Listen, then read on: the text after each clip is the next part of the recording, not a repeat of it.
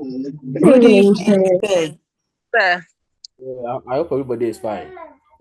Yes, by God's grace, we are fine. We are not wasting time, right? So let's go straight to what lies ahead of us. But before that, let's do a recap on our last meeting. So I want 3 students to hold up and show us the way.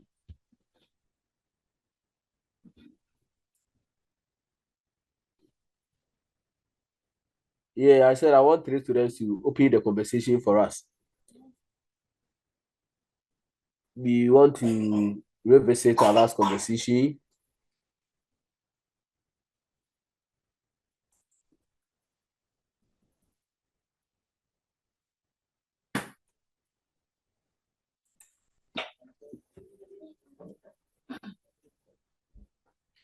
Yeah, so before we carry on, the reps on the platform, how many are you together across all centers? How many are you?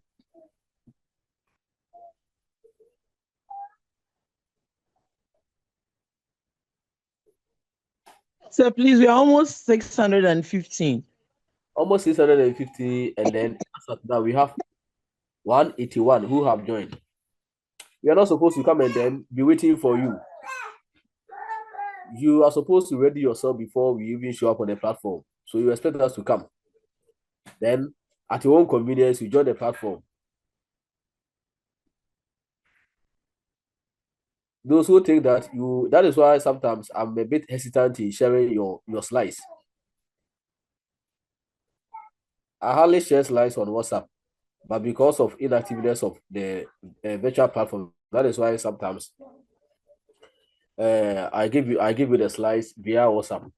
But if this is what most of you are going to do, then henceforth, if until the B class is not restored, you will not have any slides via WhatsApp.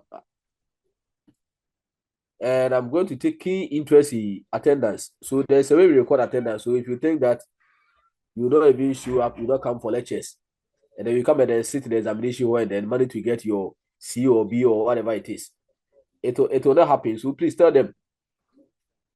Reps, please, I hope you are listening. Yes, sir. So if you think you can skip lectures and then you come and sit down, you get your D or your C or whatever, tell them that it will not happen in my case. And I have a way of recording attendance because whatever conversation we are having, the system has been designed to keep records of every encounter. So let's take note of that. If you think you are skipping lectures, okay. So let's move on to our last meeting. Do you have anything to share with us concerning our last meeting?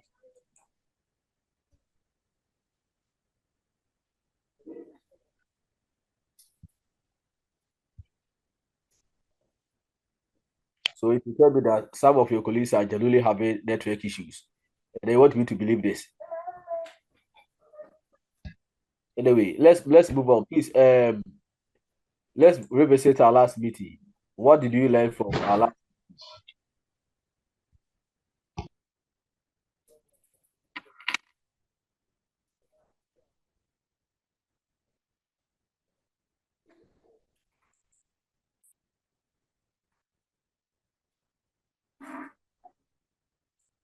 So for yeah, and I'm joining Temu. I'm not even feeling well, but my mom made it. Let's manage our time very well, right? What did you learn last time? If you are not ready to share with us the things we learned last time, then tell me where we ended our conversation, meaning that today there will not be any recap. And then we just move on. Where are we? If that is what you want, where are we?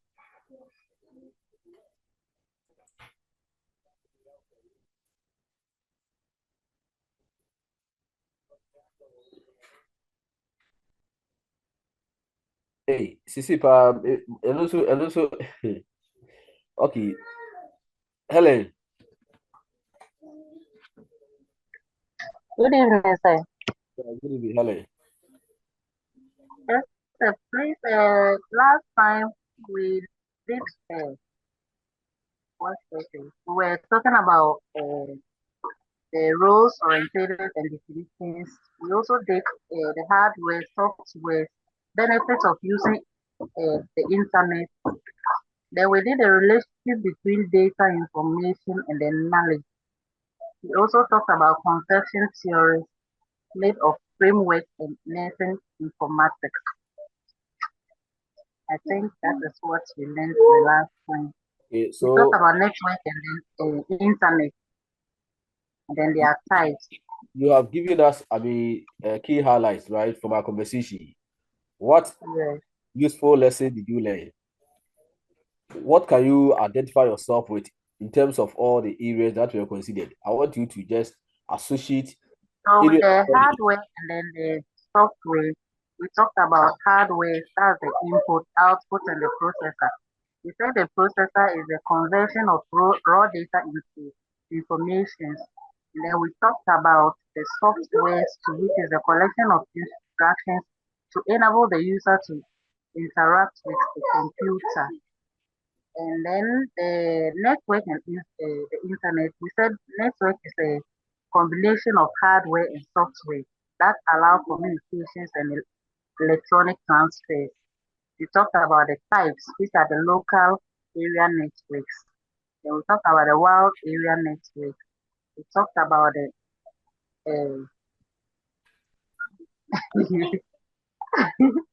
yeah, that is what I would say about the types. And we talked about the benefit of using internet. We said it's used for communication.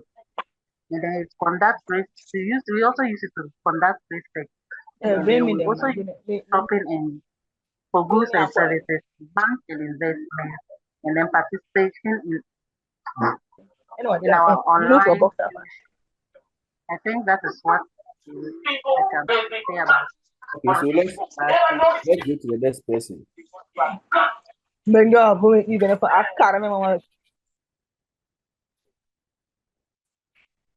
Please, this evening, I don't want us to go on this tangent. If you know you come and then disturb us, please don't come and then disturb us. Right? Okay, so let's go to the last person. Just pay. Yes, sir. Good evening, sir. Good evening, just pay. How are So, you? by God's grace, yes, so, please, we spoke about the theoretical model which Dreyfus came about, and then in that he spoke about the 5 levels. That's from the novice, the advanced beginner, competent, proficiency, and then to the expertise. And then in the research, they said that one will need, a nurse will need about 5 years to come to get to the expertise level, but then it will need risk taking even to get there, because we'll get some people who are okay with whichever level they are. Okay, so the novice is somebody who would say that doesn't have any idea at all and is now coming to the field. So we'll use example like a student nurse. Then maybe for the advanced beginner, she has some level of knowledge, and so can liken it to, let's say, a rotational nurse or midwife. Then for the competent person, we liken it to, let's say, a staff midwife or staff nurse. Even though it's also undergoing some training, can be left alone sometimes, even will need supervision, but can work on his or her own. And then for the proficient, we would say, let's say, a shift in charge or a matron who we can handle, we can leave such a person to handle a unit or a ward on their own, even though they also report to a higher authority, but they can manage a unit or a ward. Then we move to the expert, and then in our area, we can liken it to a matron who can take decisions and then know what to do at with what points, because that person has has been through those ranks from the novice to where he or she is now. So whenever he's being confronted with anything, can be just fast about it compared to the other people. So that is what I also learned from last week's lecture. Thank you. I think that is very, quite detailed. So thank you too for the feedback. Praise the Lord. Hallelujah. Hallelujah. Yeah. So let's hear from her. Good evening. Good evening. First of all, I wish you speedy recovery. Okay, anyway. Last week, we got to know the difference also between data, information, and knowledge. And we got to know that when you talk about data, like let me liken it to our clinical setting. When a patient comes in and presents to you his or her complaints, those are the data that the person has presented to you. And after you take your vital signs and you are able to draw a diagnosis, that is the information.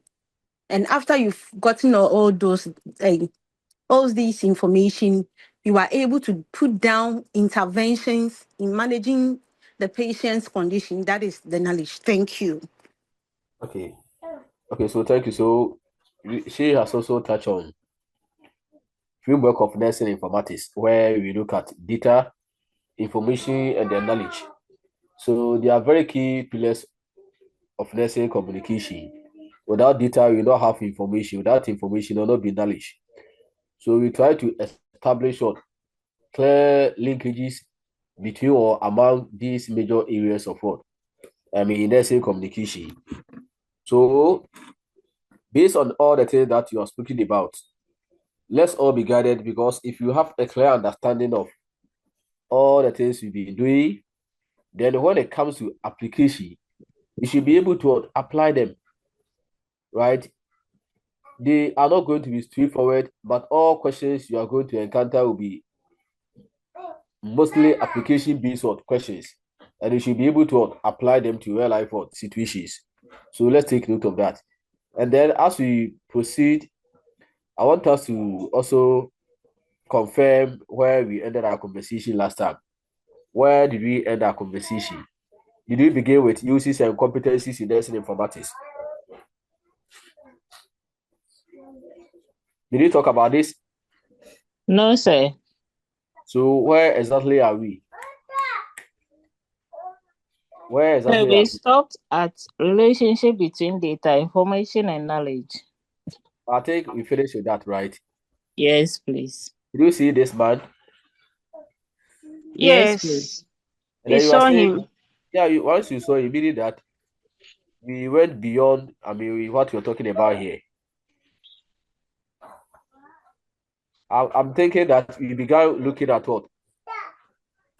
This, even though we didn't go deep into this and then we ended our conversation. That is what I'm thinking. Yes, please.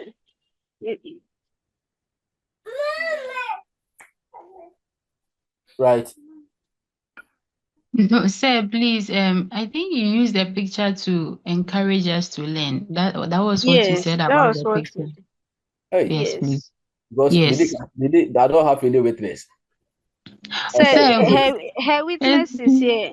You said that one at a time. We can't do all. So gradually. If you're in the library, we shouldn't wait for the end of the thing before we will learn everything. That was what I remember you said about the picture. That's what I'm my own man, right? I don't have anybody to side with me. Oh, say, but we can't That's the truth. That is the truth. That's where we ended. There's no way I can defeat the majority, so I accept it like that. Okay, so let's look at uses and competencies in nursing informatics. Now we have looked at the models of skills acquisition. It seeks to appreciate all the various dynamics or all the major skill sets you are supposed to navigate before you get to the level of expertise. Then the uses and competencies are also going to be a defining moment in terms of what we bring on board. So we are going to look at who a beginner is. And if somebody is described as a beginner or user entry level, What are the core information that can be likened to someone who is a beginner? Then we also look at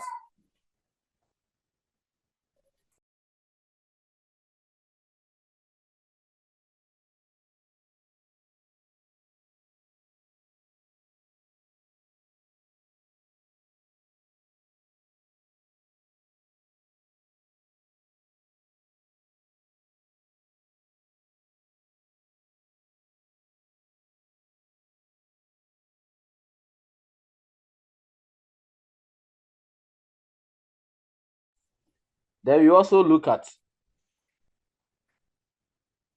an intermediate or modifier level of competency. So this should be the basic competencies that every practicing nurse or midwife should possess or should have. So we are also going to review the characteristics of what an intermediate or modifier level of competency. Then we also look at what advanced or innovator level of competency, right? We're also going to look at what defines somebody who has advanced or who is seen as an innovator. We're also going to look at those characteristics. Nursing informatics competencies means that nurses have adequate computer literacy and information management skills. So let me highlight this point once again. The nursing informatics competencies mean that nurses have adequate computer literacy and information management skills. And these are going to be the foundation for discussion. For example, knowing how to use email, Windows applications, search databases, and ability to use LIMS or games for charting and medication administration are all parts of what? The characteristics of nurses who have been exposed or who have the requisite skills and competencies. And however, not all nurses possess adequate skills. It is therefore important to identify the nurses' informatics skills toward the technologies that facilitate information processing, communication, and its exchange. By the end of this conversation or this topic, students should be able to describe and identify the various competencies of nursing informatics and then explain the meaning of each level of competency. So we begin our journey looking at what? A beginner or entry or user level competency. Then we also look at what? Intermediate modifier level competency, advanced or innovator level of competency. So these are the core elements that is going to guide our conversation as far as the topic is concerned. So with all the points that you have seen here, we are also going to match them with what? What we term as a technical competency. When you say technical competency, we are going to look at the attributes or the traits of what? A beginner who possesses what? Technical competencies.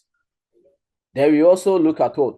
Whether a beginner has utility competencies.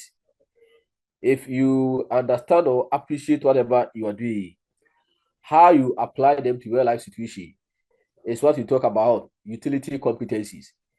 Then we also look at what? Leadership competencies. Leadership competencies. So we are also going to see whether if somebody is what, a beginner, does the person with some leadership traits that define the person to be a beginner or otherwise, right? But let's be guided by this. Now,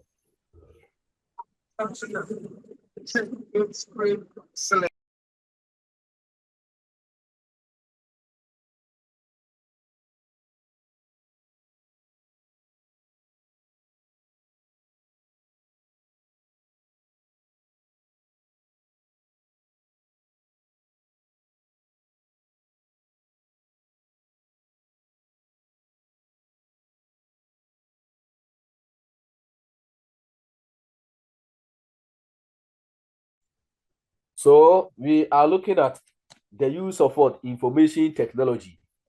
So if you pick a beginner or if you pick any of the core element of competencies, we are also going to map them with what? Technical competency, or we are going to match them with what? Technical competency. At any stage of what competency, we apply technical utility and then what? Leadership competencies. Now, with regards to technical competency, your ability to use what ICT or information and communication technology, that is what we mean by technical competencies, right?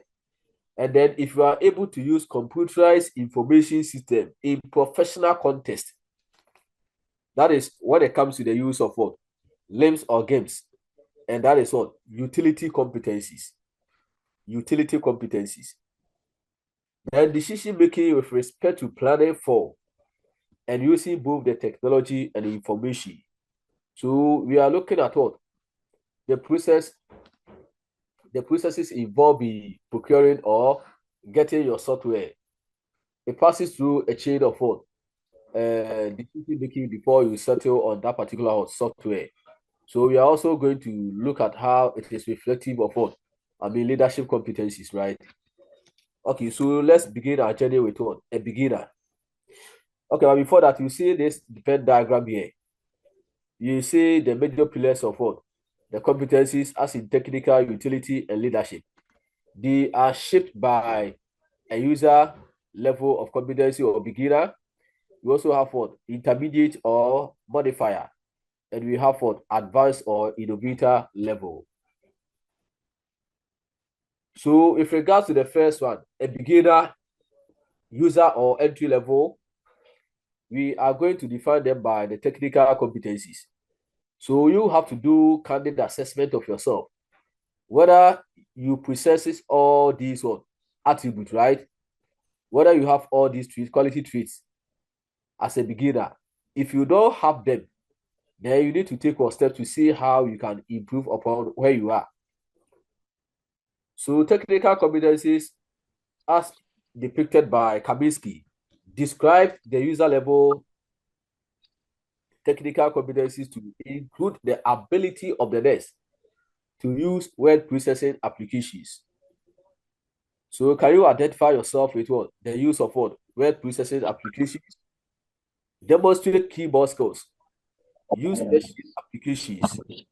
Use telecommunication devices to communicate with what? Other systems. And then also use what? Email as a medium of what? Communication with other healthcare professionals. So these are the characteristics of what? A beginner who possesses what? Technical competencies. Please, are you following the conversation? Yes, Yes, sir. Yes, sir. Yes, sir. Okay, good. So in the same way, as we have reviewed the technical competencies for a beginner, we are also going to utilize that with what? Utility competencies. The user level utility competencies were further explained by Kaminsky to include the ability of the nurse to recognize the relevance of what? Nursing data for improving practice. The relevance of nursing data for improving practice. So you should be able to appreciate nursing information and then its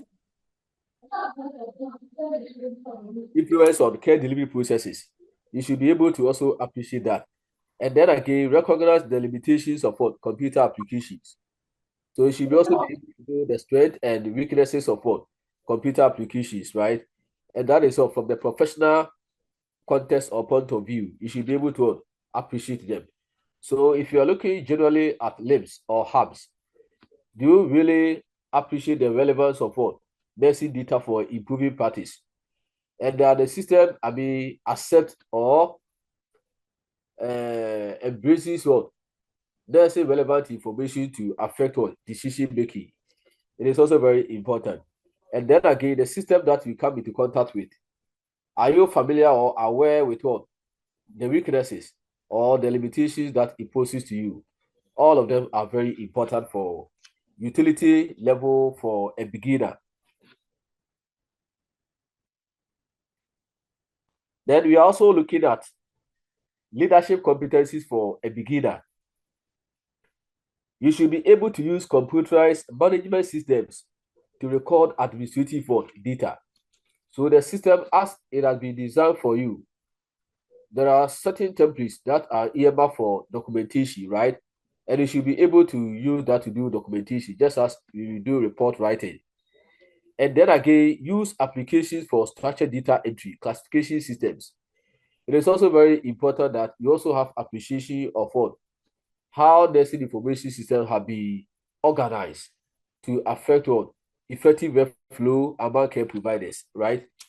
So these are quality traits that are seen in a beginner.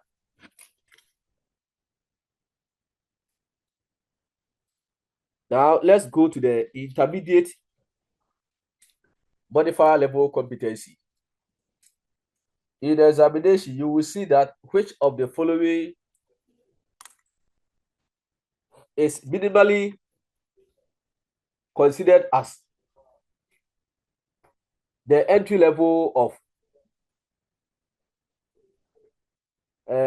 let's say competencies for all nurses in terms of the utilization of what any nursing information systems.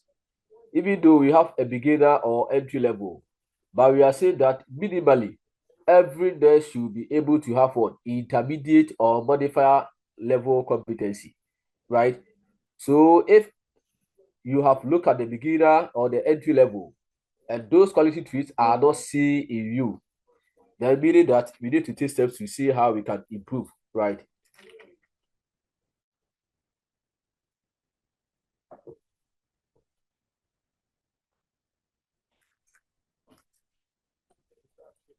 Okay, so intermediate level or modifier level competency indicates nurses who demonstrate intermediate nursing informatics competencies.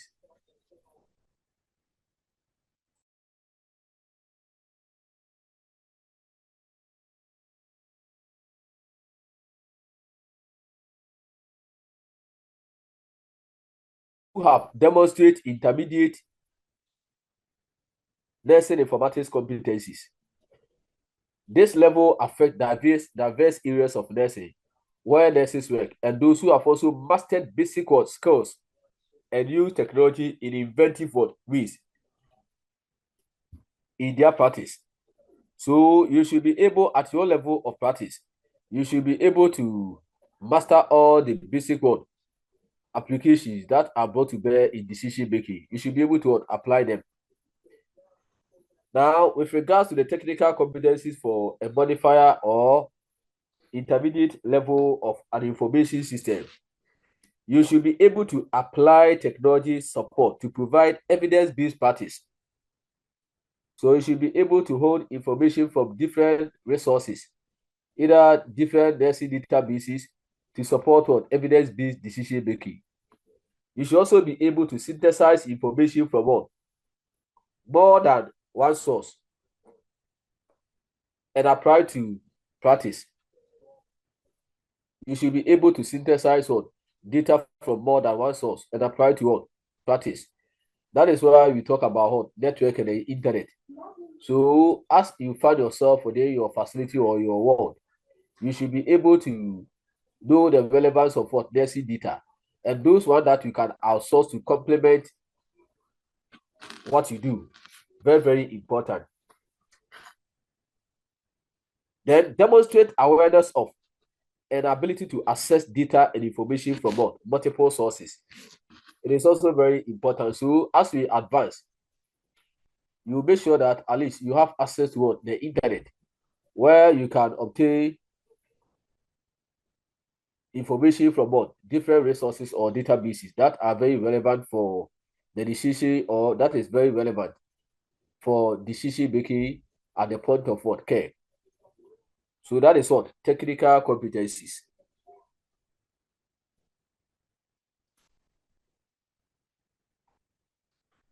Let's also look at what utility competencies. This one also look at what? The ability of the nurse to understand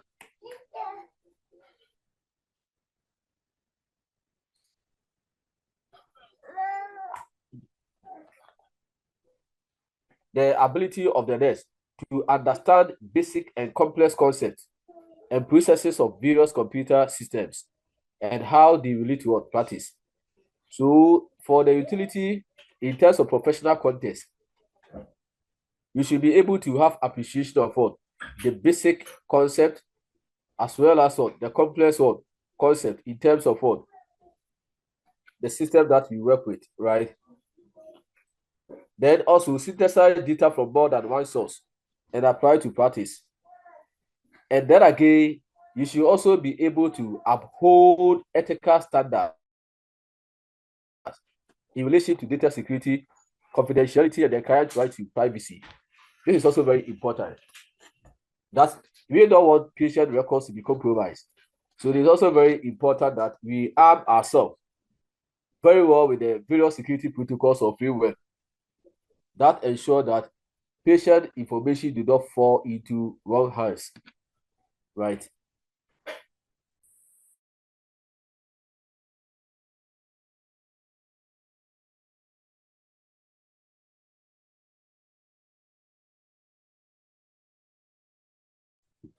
Okay, so uphold ethical standards in relation to data security, confidentiality, and the client's right to privacy, just as I have already explained. Then let's also look at leadership competencies for a modifier or intermediate level user of an information system.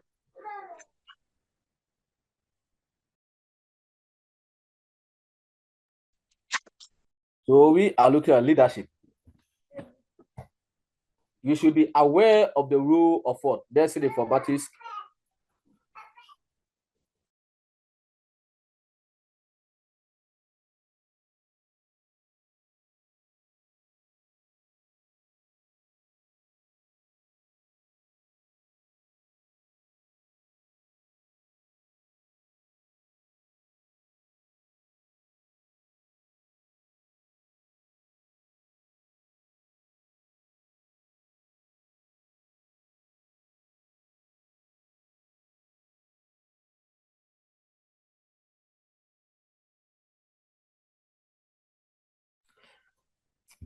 Sorry.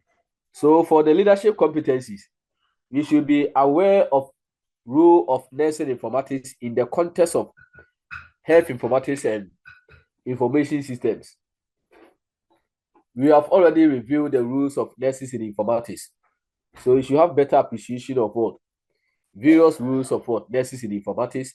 Be a leader at the level of what?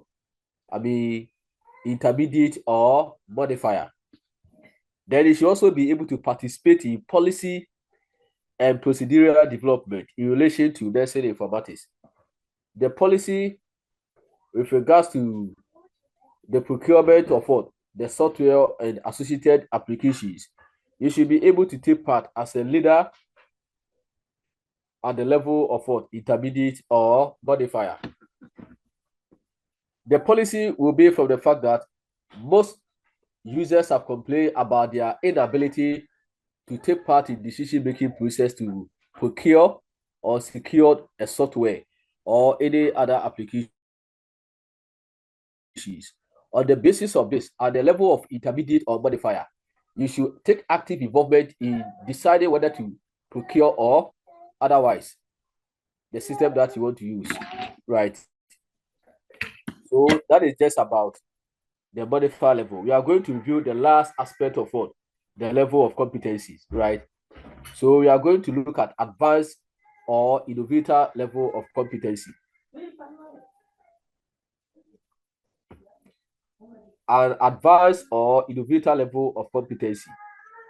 This one also affects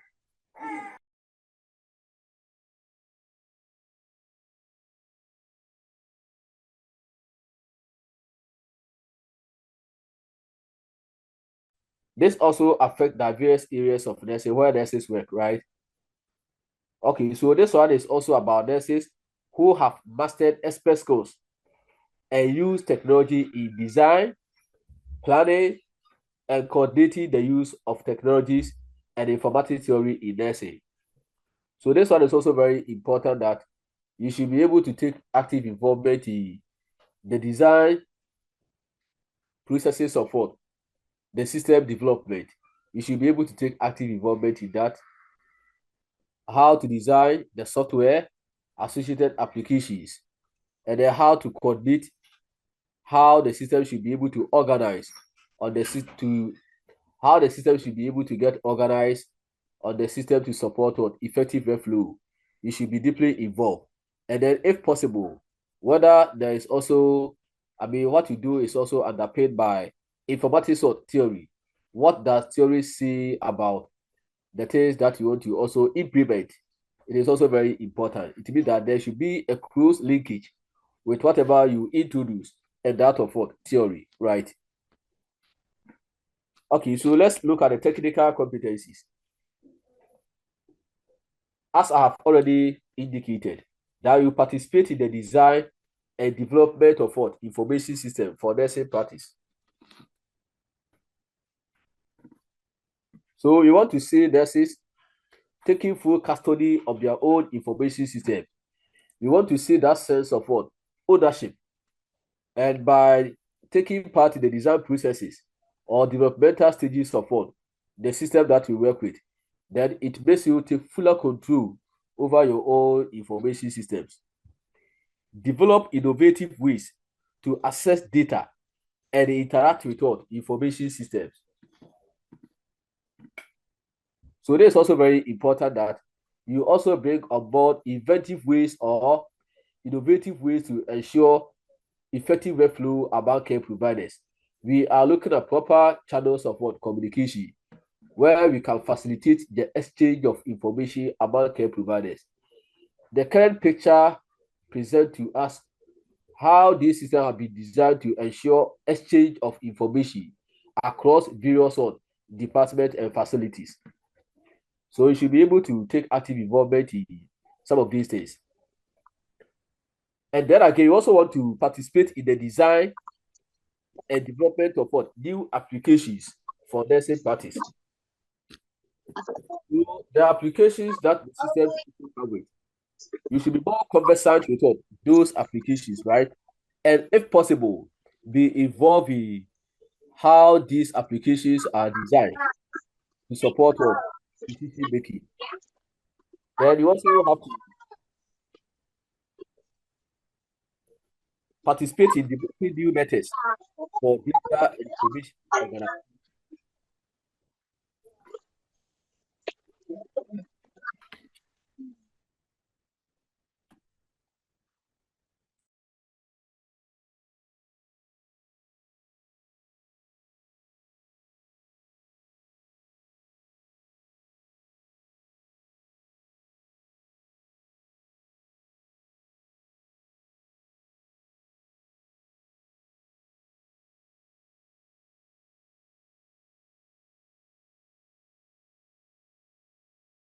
Yeah, Gloria, I'll allow you. Let me finish with some these few points, right? Then I will allow you. Okay, so we are looking at technical competencies, right? That you want to develop inventive ways to access data and interact with what information systems, right? So I think I've spoken about this one. Then participate in developing new methods for data and information organization. So you should be conversant with what how you do data integration or system integration, and whether the integration process support or facilitate exchange of information among care providers. Very, very important. We don't want you to end at the level of what data organization, and you are unable to go beyond the level of what information exchange. Now let's also look at utility competencies. You also, as a leader or as an advisor or innovator level, you should be able to participate in needs assessment. So you look at the needs of your department, your world, and fine-tune the system that can very fit for that particular department. Then system selection. You should also have the technical acumen or eye to select the right software associated applications for your department or facility. Then throughout the phases of system implementation, you should be deeply involved. Right from the onset of getting your software, and then through the phases of the system implementation or post-implementation. The post-implementation also means that after we have set up the infrastructure and we have put it into operationalization or operation, it is also very important we devise ways and means to ensure that the system is able to thrive and survive harsh environmental conditions in terms of trying to maintain the system that you introduce. Maintenance does not mean that you do away with all existing system and then procure new software altogether. You can add some enhancement, right, in terms of what new features. Then recognize factors and issues related to human-computer interface interactions. So it is also very important that as you also design such systems, you look at what we term as what technology acceptance model, where we look at the ease of what use and ease of what usefulness. We are looking at perceived ease of use and then perceived usefulness. Don't go and design systems that may be complicated for users to interact with. So you take into consideration the ability of the users to interact with the system. Then inclusion of nursing data and information in the design of plant information system. This one is very important for data migration or synchronization, where you make sure that your information system is unified with the software or the electronic health records, right? Then the last aspect for the innovator or advance, which is the leadership. You should be able to participate in quality assurance programs using information systems. So you do evaluation to assess the usefulness or the relevance of the system that you are put into use. It is also very important whether the needs of users are being met or otherwise. So quality is very key. You assess or evaluate the system's performance. So appraising the system's performance is very, very important. Then participate in patient instructional program development. One of the challenges that we have is that we don't have patient representatives, right, in terms of decision making. Every decision we make rests with the care provider. So whenever we are going to design software or any application based on that sort, we fail to include the voices of our patient. So if you want to introduce any software, you can also come to the level of our patient by designing instructional manual to guide them about the new changes, right? But we will be there, and we are using the system to manage them when they don't have any clue about the system that we are using. So it is also important that we incorporate the views of our patient before we design such systems, and we can also ensure that we design instructional manual to guide them. Then we also want to participate in ergonomic design of workstations, bedside access stations, and portable apparatus equipment. Ergonomic use of computers, very, very important. So where you are going to mount your computer, the table the computer will be placed on, the chair that you will sit on, your shoulder level, your elbow, all of them should be taken care of in terms of designing your workstations or any computer systems, right?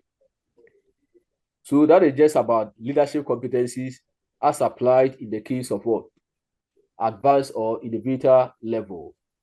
I'll pause here. Then if there are some concerns or questions, we review them together. But before that, let's go to Gloria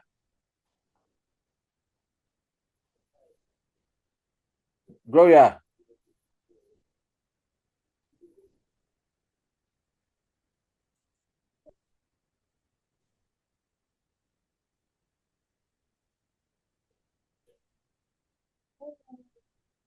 Hello.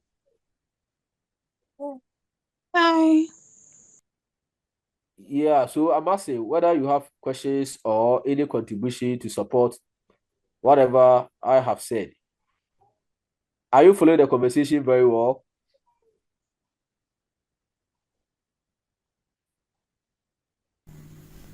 Yes, sir.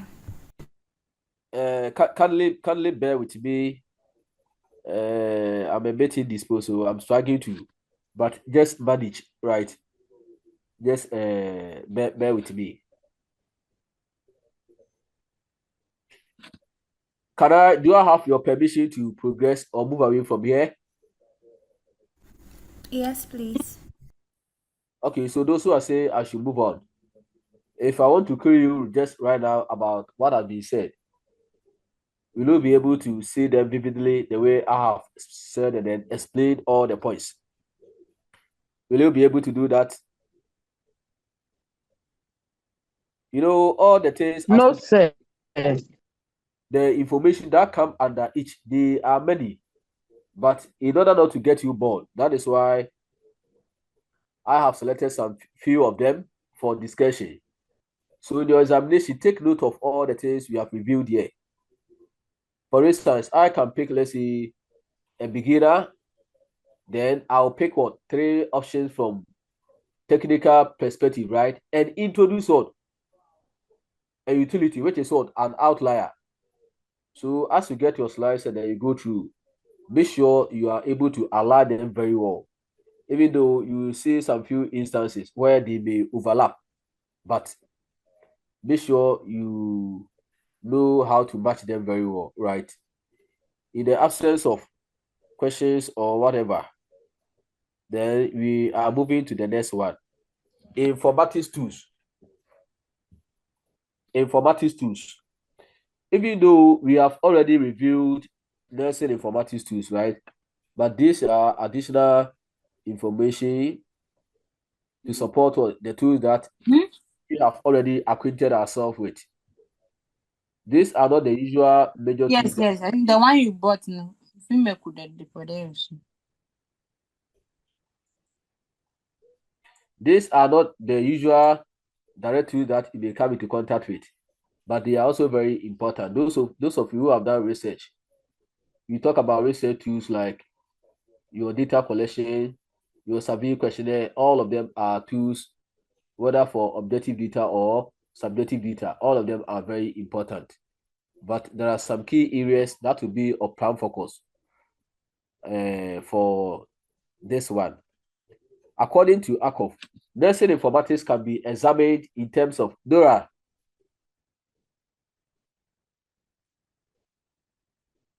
Dora, you raise up your hand, or this one is inadvertent, right?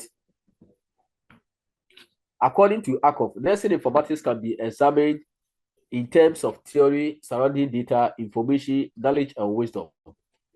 You see, wherever we go, data, information, and knowledge will surface because they are the major pillars of, let's say, communication, and we can't do without them, right? So, good nursing practice requires detailed record keeping that is comprehensive, timely, and what accurate, right?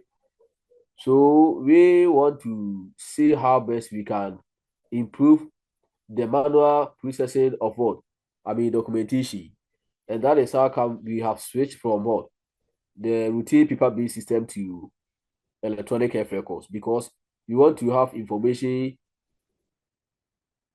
being remained up to date or being comprehensive, right?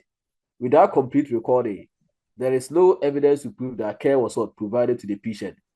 And in nursing, there's a saying that what is not recorded has not been done. Even though you can give all the needed attention to your patient, but if you don't have what documentation to support the procedures that you followed, then somebody can argue that you have not provided any care. The only evidence is to provide the records that you have, right? Nursing and healthcare data may be classified into 4 basic types. The first one is resource data. In other case, we can call it as well financial information. Then we also have for patient or client or demographics. And we also have for activity data or clinical data. And we also have for health service or provider data. These primary data are recorded manually or taken electronically with manual processing providing greater opportunity for making errors, right? I want to invite you into the conversation by telling me the difference between activity data and health service provider data. Are they similar or they are entirely different? Activity data, what constitutes activity data or clinical data? And what also constitutes what? Health service provider data.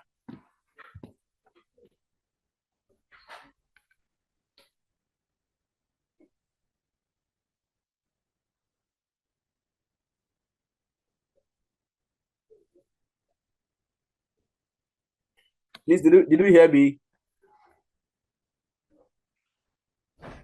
Oh, please. You claim you didn't hear. I'm saying I want you. Okay. So let's look at it. What is your view about activity data and that of what? Health service provider data.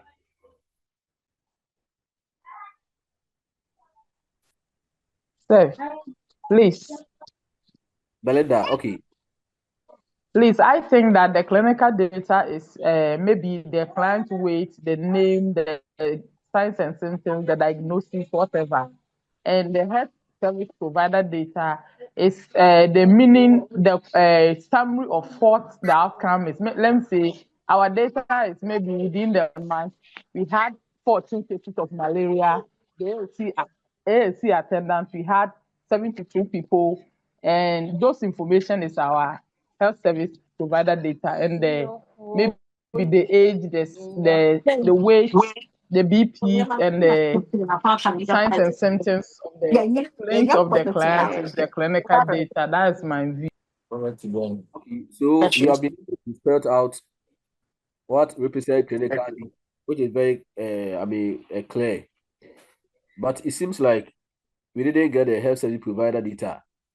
You have used them interchangeably, or can you come clear on the health service provider data?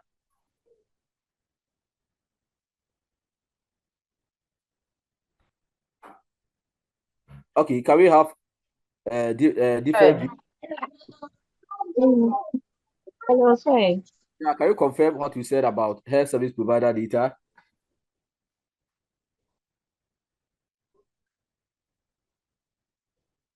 Belinda, you can go ahead. We are with you. Say, health service provider data.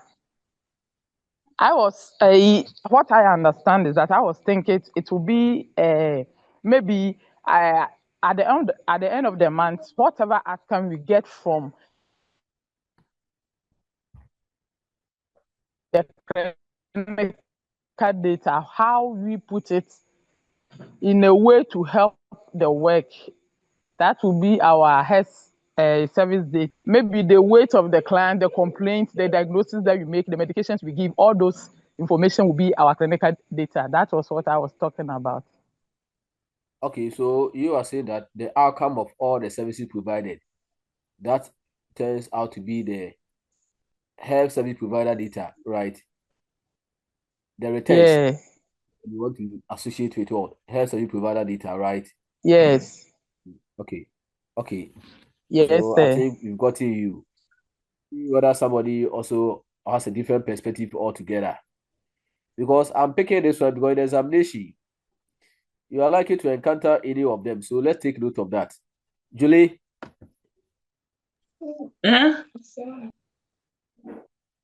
Julie, can we hear you?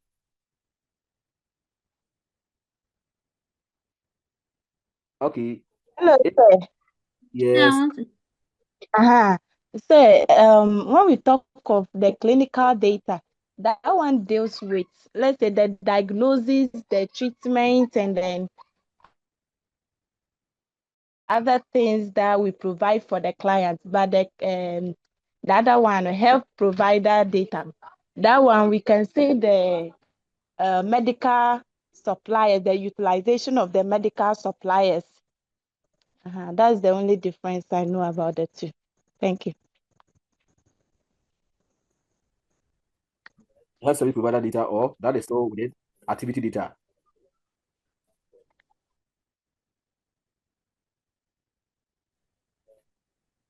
Okay, now let me go to Abiba. Abiba, if you are ready, you can go ahead. Sir, please, with the activity data, I would say it entails the daily itineraries, how they will run the facility, like their plan for the week or the month. That's the activities data. While the health service data provider entails the information about the patients we are attending to. So can you give us an example of health service provider data?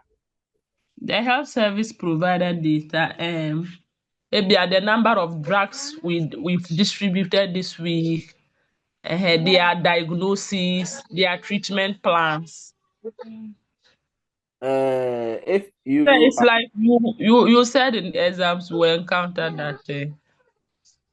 now based on what you have just said, you are unable to choose between what activity data and then health service provider data, because in another breath you have also mentioned diagnosis, treatment protocols, and then you know that on the electronic health records, these are interface with what the activities or nurses are being performed, right?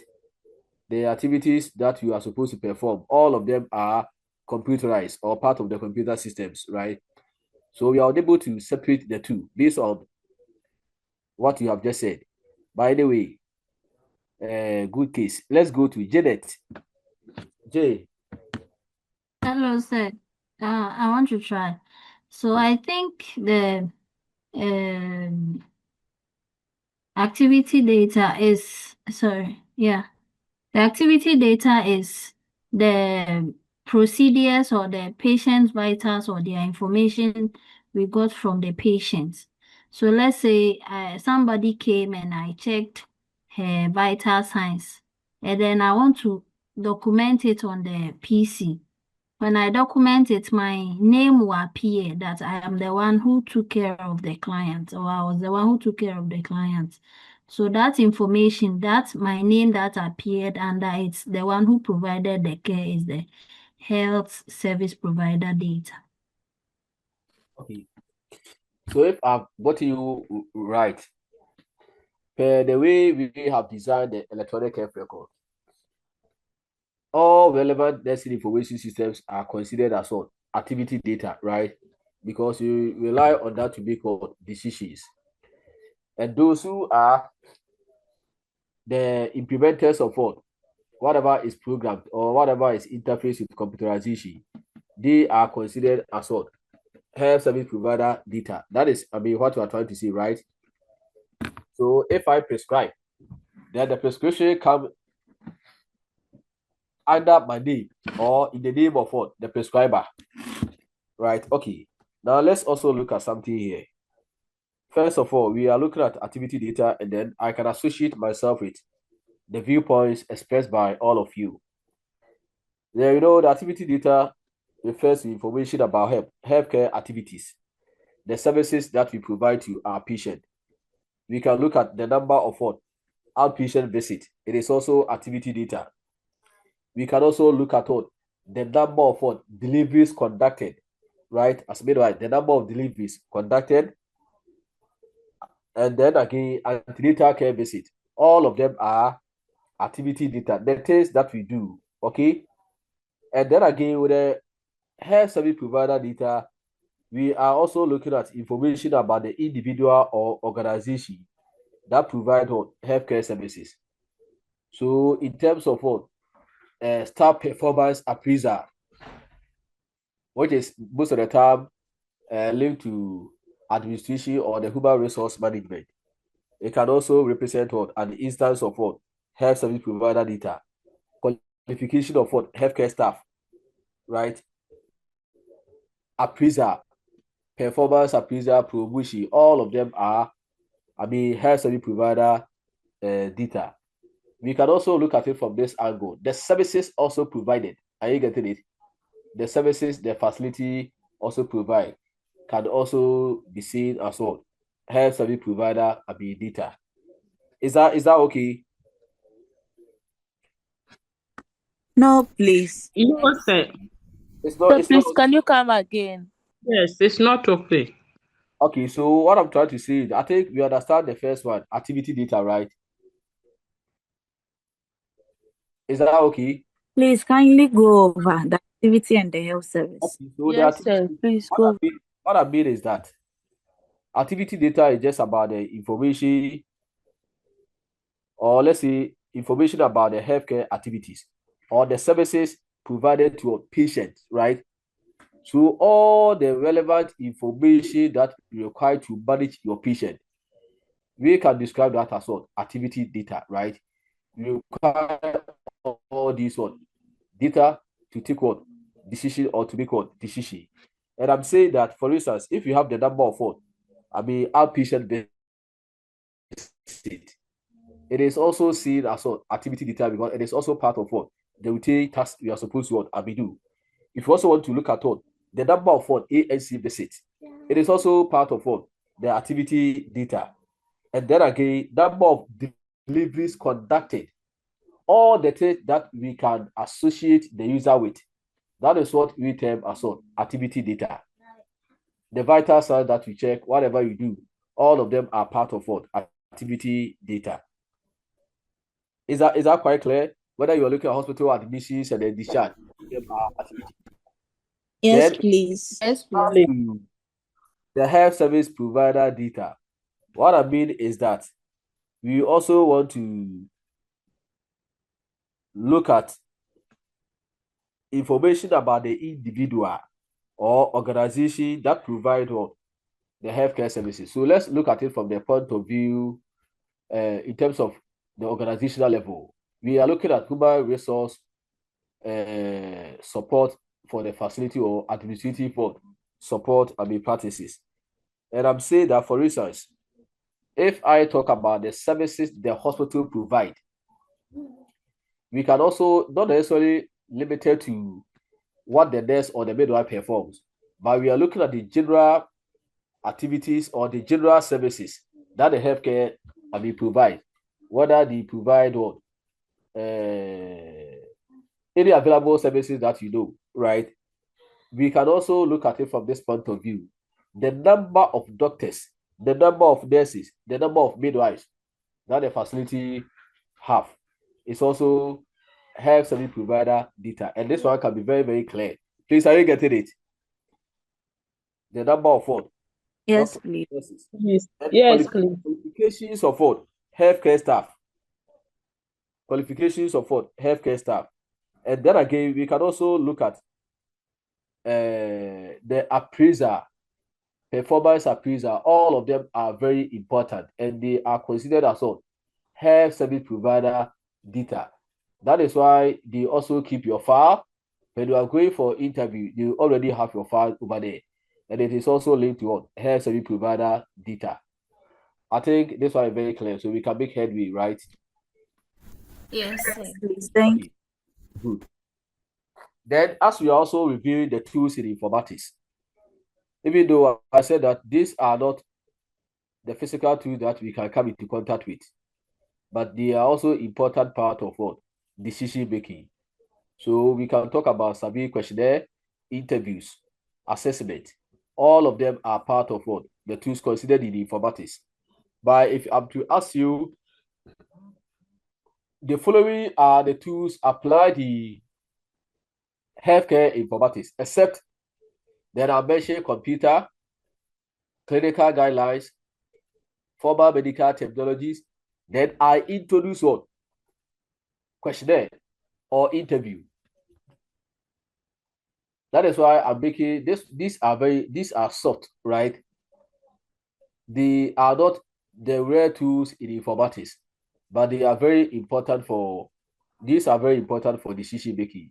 So as you do your research, you are supposed to go to the field to solicit your own information from the client or your respondents. Come and sit down and then analyze. In the same way that you also manage patient during case study, whatever information you gathered about the patient, you also have to put them into analysis, right? And that is just about an aspect of what the tools. So I'll not waste time here to get you confused. Let's move on to this one. Informatics tools and methods from computer and information sciences are very key fundamental elements of what there's in informatics. Let's move on.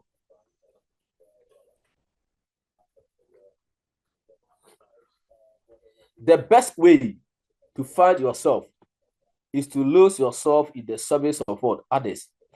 Mahatma Gandhi. This is going to guide us into this topic. The best way to find yourself is to lose yourself in the interest or in the service of what others. We are called to serve humanity. So that is why it is very important that we have the quality of what it is to what manage or care for patient. All the things that we do, we are sacrificing, right? Our precious time for the benefits of what our patient, right? So whatever you are doing here, it is just for the service, service to humanity. So let's take note of that. Sacrificial work. You go for morning shift, you go for afternoon shift, you go for night shift. Sometimes you are on call. All these are sacrificial, job that we do on behalf of what our client, right? So our reward is in heaven. Okay. So please let's learn from this that we are supposed to serve, and our clients are not supposed to be serving us, right? Okay. Now let's look at the aspect of what health informatics systems. What really defines nursing informatics, right? We are going to look at that. Introduction. Using electronic medical records, devices that collect health information electronically, and other electronic information standards.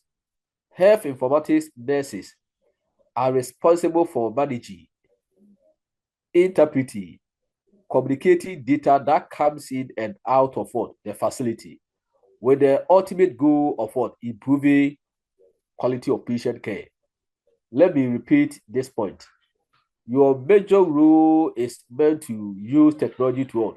Manage your patient, interpret what?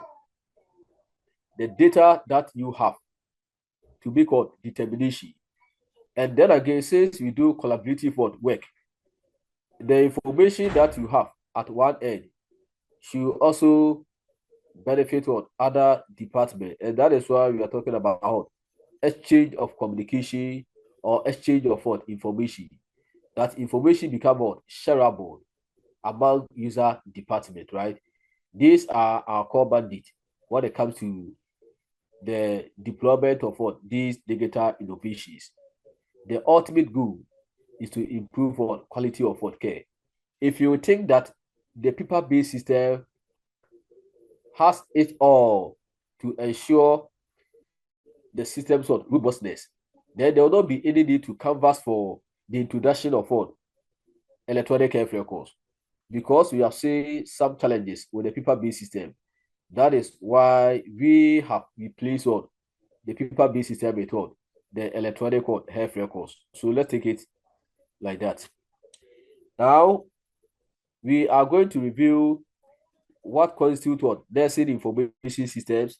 Then we also look at the sources of data capture, and then also list the types of what point of care devices. Education is our passport to the future, for tomorrow belongs to the people who prepare for it today. Malcolm S. You don't have to be great to start, but you have to start to be great. Ziegler. The most difficult of it all is what? The last one. It is you who will make things what? Happy. Nobody will live your life for you. You have to live a life the way you want it, right? So starting is not an easy thing. But once you endure in your challenges, you get there, right? Now, information system is part of what? Healthcare information systems that deals with what? Nursing aspect, especially the maintenance of what? Nursing records. I always ask myself that if you are having, let's say, over 200 patients to manage a day, or let's say 100 patients, let me even come to the minimal level, you have about 50 of them to manage a day. And you are supposed to keep all their records. One person, ask yourself, how will you be able to attend to all of them? So the electronic health records eases us of what? The burdensome that comes with what? The tedious process of documentation, right? So if one considers the original principle that Campbell identified when caring for patient or looking at the activities nurses perform when caring for patient, nurses rules falls into 3 global categories. All the things you are called to do falls into 3 major categories, right? The first one is considered as what? Managerial rules or coordinating activities. The second one is what? Physician delegated task. Then the next one is what? Nursing autonomous what? Functions. These are the 3 global rules associated with what? Responsibilities of a nurse or midwife, right? So we are going to go into each one by one. What really constitutes what? Managerial rules or coordinating activities? For example, order entry. If you are able to enter, generate your own, report, as there's a template on the electronic health record that supports what? Documentation. So that form part of what? Activity, managerial rules or coordinating what? Activities.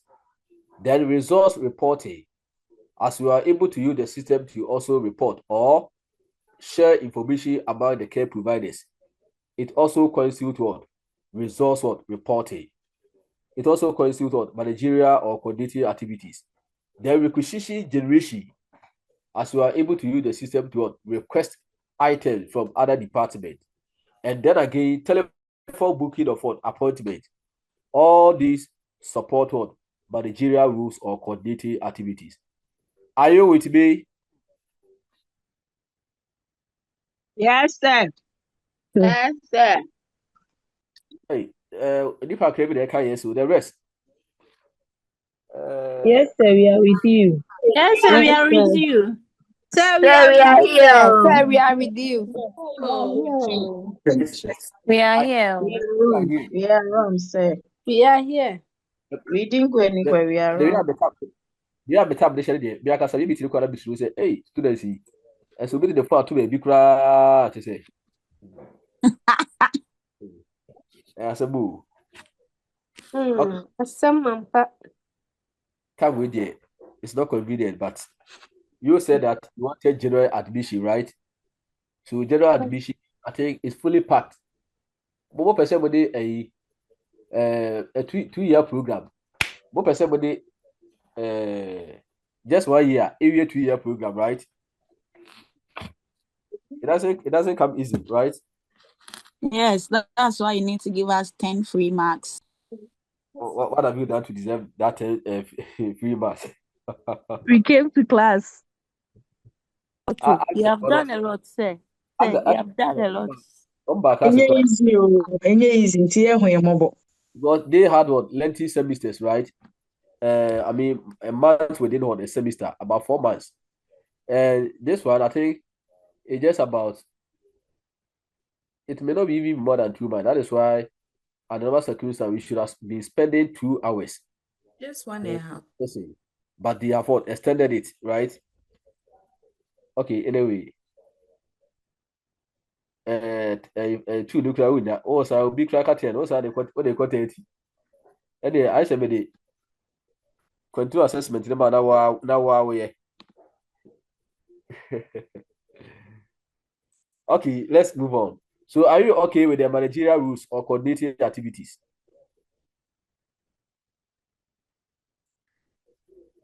So if I want to outreach you in examination, I can take away the managerial rules and introduce what? Only coordinating activities. So they are the same. So let's take note of that. Now let's go to the second one. Physician delegated task. The current system we are all using can capture these from the physician's order entry set and incorporate them into the patient care plan. So we talk about computerized provider order entry, which is just a specialized system that enables the clinician to make requests or requisitions, right, on behalf of what? Our patient. In the same way, we want to look at what? Physician delegated what? Task. Delegation emanates or come from what? The clinician's end. They are the authority, so all decisions come from their end. But I want to invite you into the conversation per the thing that we do in our various portfolios. Is it called to delegation or the work that we do?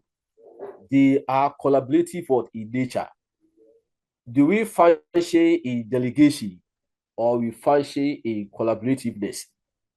Is that clear?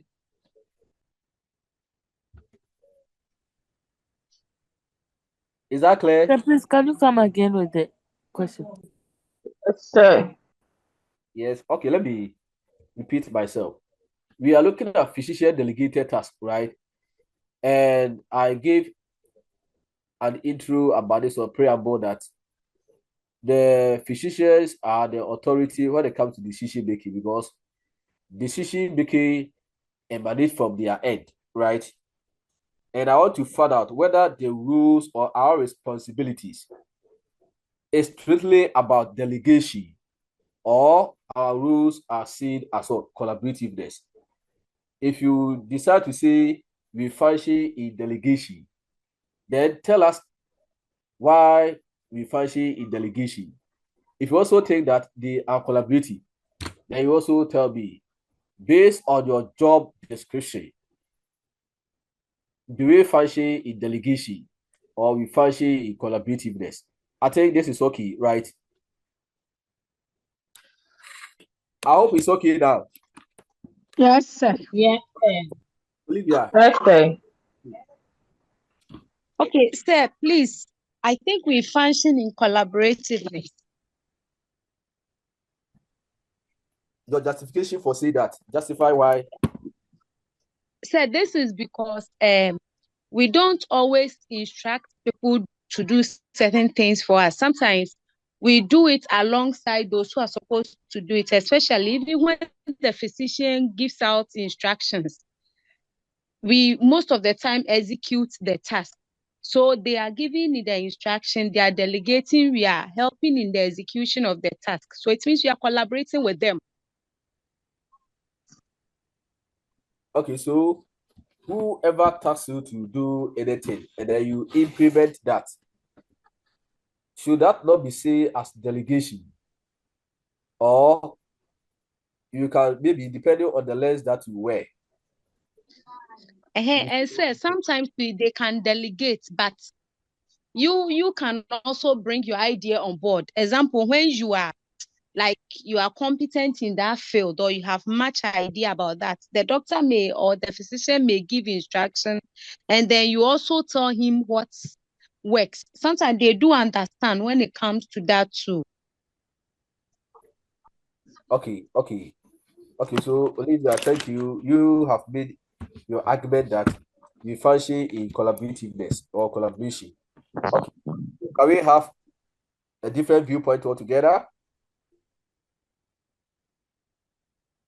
Physician delegated task.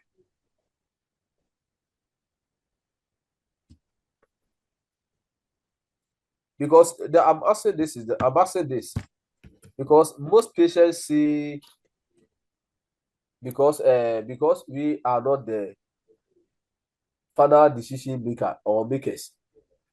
They think that without the clinicians or without the doctors, we cannot take any concrete decision And to some extent, others will support the call that once you cannot take concrete or firm decision as to what happened to the patient, then that should be seen in delegation and not collaborativeness.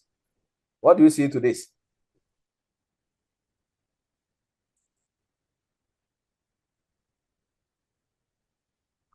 So it sounds true, but I think that only applies to the nurses. The conversation we are having, I'm not trying to talk about nurses and midwifery. We are all in the same soup, right? Sir, Okay. sir, please, for me, I think it's collaboration. Collaboration in the sense that we are all performing according to our responsibilities, duties, and roles assigned to us. So if a doctor prescribe and then the doctors consult and then prescribe medications, and then the nurses and midwives, we also administer. So if the doctor prescribes the medication and the nurse or the midwife is not there to administer, then the doctor's work is not completed. So that makes it collaboration. And then in a cases where the doctor is not available, in emergency cases, nurses also prescribe. So before the doctors arrive or before doctors also even prescribe medication or let me say review anything that the nurse did during the emergency situation. So I think it's collaboration. A typical example is it is the role of the doctor to set IV line. But here is the case that although doctors are not able to do that because of the workload on them, so the nurses come in to help in setting the IV line. So it's set as a form of collaboration. So I don't think it's a delegation something, but it's a collaboration. Okay, so based on what you have just said, who retains responsibility or accountability for performing any task of that sort? Since we are saying that it is collaborative in nature, so who retains all the responsibility that comes with what? Since it's a collaborative something, both of us are responsible for anything that comes out of whatever that we are doing. Okay. So I think thank you for the feedback. Olivia.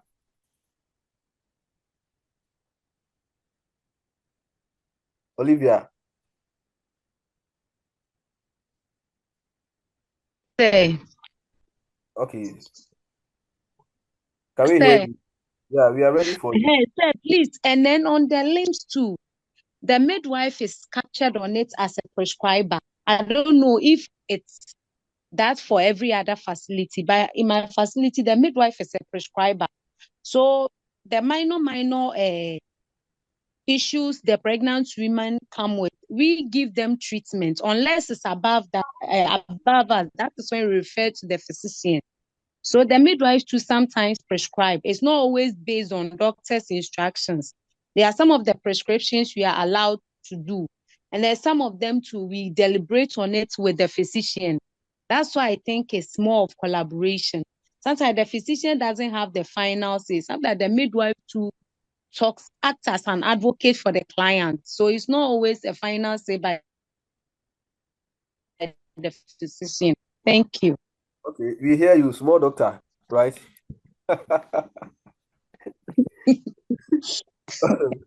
Okay, anyway, I think okay, so let me go to please who are Benis or Bernadette? Bernadette, okay. Sir, please, I think even though I want to side with the collaboration, but sometimes the physician gives the orders as if it's a delegation. So yeah, I'll go for delegation. They bring the patients and then it is waiting to do this, to do that, to do this. It feels like it's a delegation instead of a collaboration. Okay, so she is also arguing that whatever we do has to do with what? I mean, delegation and not seen as what collaborativeness. But before we can appreciate this concept very well, let's ensure that we tie everything to what is stipulated in our job description, right? What does your job description says? But most of the time when we are employed, we don't ask for job description. We are giving appointment letters, but we don't seek for job description, right? Sometimes concluding your job description or the content, they will say that aside your defined rules, any other rules as assigned you or any other rules may be assigned by your superior, right? So you are able to measure whether It's attached to the appointment letter. as to whether it form part of what your core mandate or otherwise, right? But I think by and large, I think we will say that we do together. I mean, it's just about teamwork. And once it's about teamwork, then we can talk about collaboration, right? Those who don't understand those overlapping rules, they may think that whatever we do is based on what delegation. So just follow your job descriptions and know where you are supposed to perform your task to. That is why I ask you who retain the accountability or the responsibility that comes with what your task. Okay, let's make progress from here. Then we also have what the third one is what nursing autonomous what function or autonomous nurse function. Characteristics of nursing professional nursing activities. When knowledge unite to nursing is what applied to what patient care. So we don't function in vacuum, but the point here is that all the activities that we put in place to manage our patient, that is what is linked to what autonomous what nursing function, your independent function based on your core mandate or your job description, right? Okay, so all the 3 points, be it managerial, physician delegated task, or autonomous nursing function, must fit together to create a fully operational system. So you require those coordinating activities, physician delegated tasks, and nursing autonomous function. So you function independently, despite the fact that your other rules also overlap in what? Delegation. Please, is the picture clear? Is Yes. It's okay?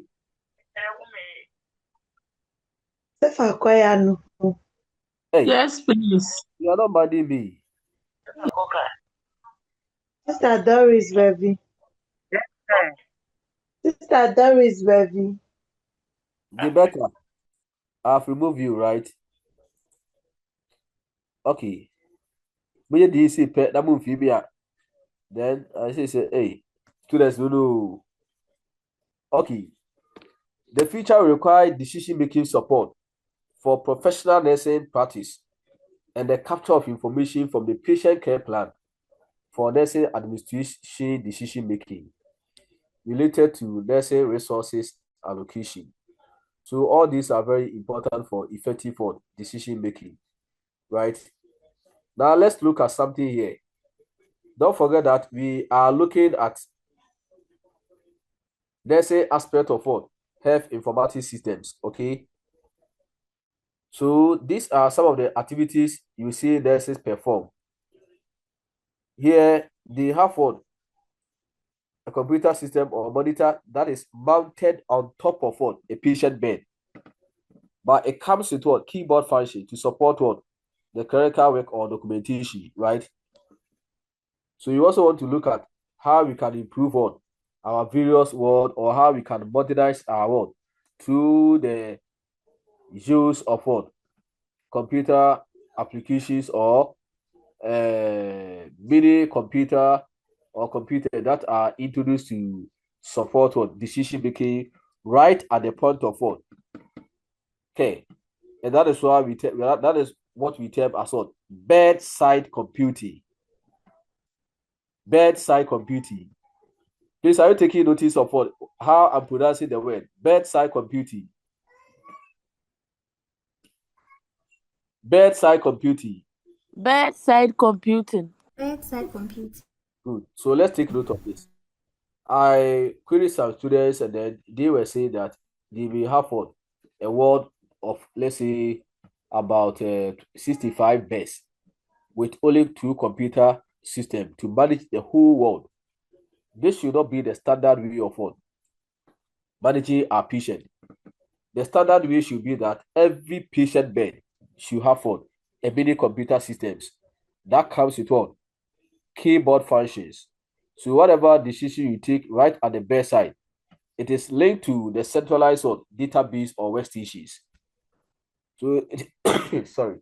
So it is not like you do entry or maybe you write inside patient folder and later on you do transcription onto the computer system. That is not the way to go, right? So what you are seeing here is an instance of what? How we support documentation right at the side of what? The patient bed. These are mounted on top of what? The patient bed because of what? Space, right? If the wall is not spacious enough, then you can mount it on top of what? The patient bed, right? Now, the increasing complexity of patient care problems combined with the pressures for efficiency and effectiveness in patient care have fueled nursing managers to require quick but access to useful, reliable information. With these kind of demands, manual data processing has become increasingly ineffective in supporting management decisions. The advantages of automated systems or automation, that is computerized systems, extend far beyond what we think of as just using the system to crunch what numbers.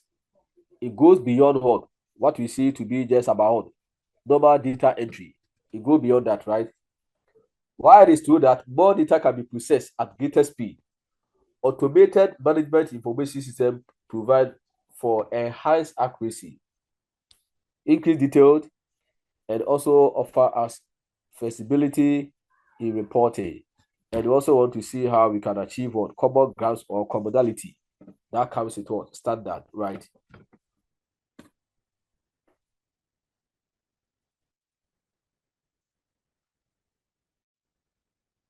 How can how can technology help nurses care for patient? How nurses use computers in their daily work to care for patient? The first point is just about using electronic health records to ensure you have records of patient medical history, the treatments they carry out for you,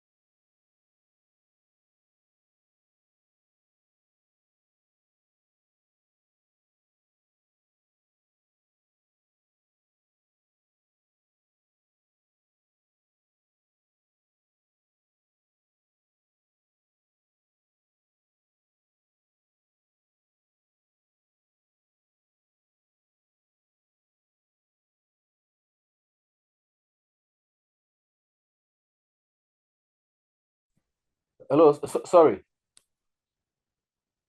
So we are looking at electronic health records, where it is just meant to ensure that we have patient records saved on the system to better manage them at the point of care, the treatment protocols or interventions. All of them are associated with what? Computerization. So that is the ultimate goal. Then you also want to obtain information about your past and then ongoing treatment and medications, just as we see as part of what? The computerized system. Then you also want to review data about your current and then past health situation and plan of care. So the system is what? Unified with what? Nursing information systems that ensure that we are able to take firm decisions relating to the nursing care plan, okay, Now, we also want to assess clinical knowledge such as drug information, nursing assessment. So the prescription that we want to make, all of them are also tied to the electronic health records, assessment, and then articles for reference, or as we try to also solicit information to support evidence-based decision. They are all part of what the system that we have. So to provide information management assistance to nurses, source data capture, nursing data standards, and decision support system must be addressed. Source data capture, nursing data standards, and decision support system must be addressed, right? These three areas are crucial to providing computer support for nurses in the delivery of what patient care. We are looking at source data capture, we are looking at nursing data standard, and decision support system. We will review comprehensively about decision support systems, right? But before we move on to this one, I'm suggesting that, please, what are we ending our meeting? 8:45, right? Yes, sir. Yes, sir. Okay, so I'm giving you 10 minutes break, right? 10 minutes break. So we are coming back around. Can we take the break at the last minute? Oh, let's relax, okay? So let's take the 10 minutes, okay? Oh, there's a home part. Oh, the entrance, we should make sure why. Now, let them go, okay? Sorry, can you please Okay, suggest sir. how they Thank you. Okay, so let's enjoy 10 minutes break. So we are all coming back around hello, sir. 2 minutes left. Hello. Yeah, hello. And so in fact, so now let me suggest It say can right. 45 so the can be about 8:20 and I say 10 will be next open and can you Hey, So, na me say me chabadi. Me chabadi o. you I feel the umpe. Okay. so how do you see a part of Mo ko nsu kakra na mo mra why. Sa na ye no. you say, yeah, that's why. You call. Me da ba dey next time meje fi me sem. Next time me nka 8:45. You be call the clean. Yeah, patrol, yeah, patrol. Why?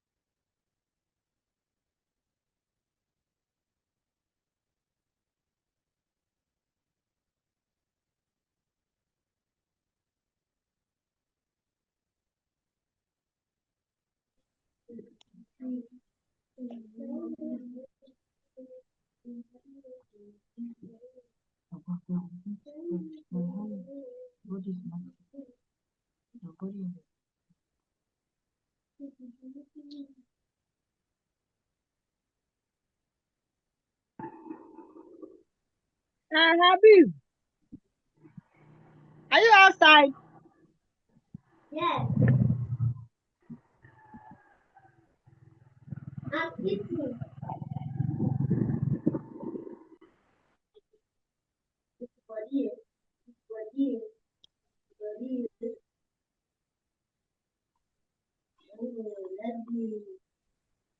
Madam Peace, in fashion mute you, why?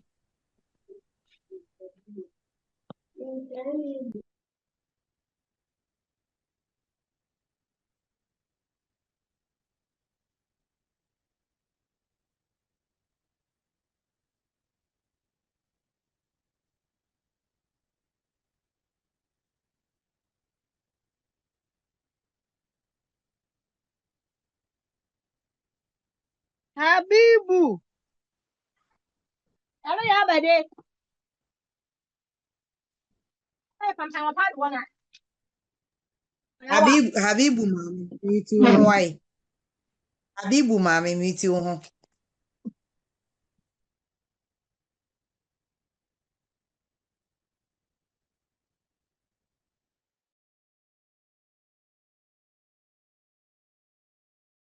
There's a module. I did be a better one, but wow, when you lecture, or when you face one, you to and anything.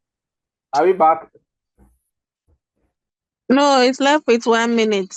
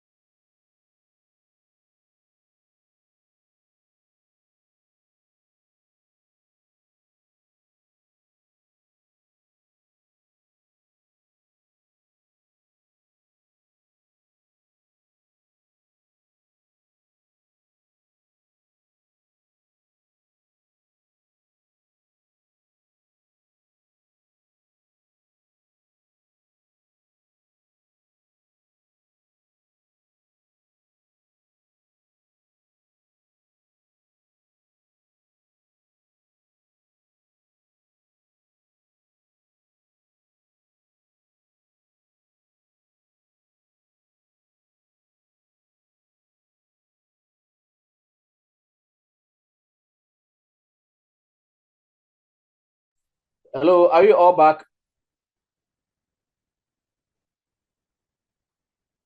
Yes, sir. Okay, so let's fast track things and then. No, sir.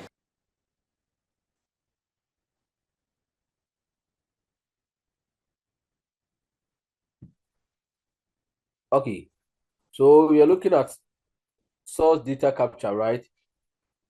So let's look at source data capture. Then we look at nursing data standards and decision support system. So the source data capture here means gathering data and information about patient where it originates. That is with a patient. So whatever we are doing, we do with a focus being on our patient or the patient being the ultimate reasons why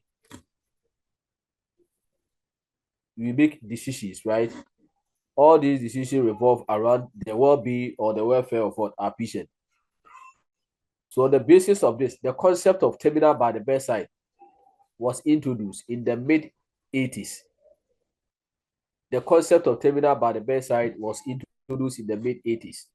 So something that was introduced as far back the 80s. We are now going to have a conversation around this to see its applicability in terms of what we are doing presently or what we are doing now. We are now playing with the use of what electronic health records, but we want to go a step further to ensure that we modernize our various world through the utilization of what computers, right? That is the essence of what this conversation. Most experts agree that bringing the computer access closer to the patient, that is locating it at the point of care,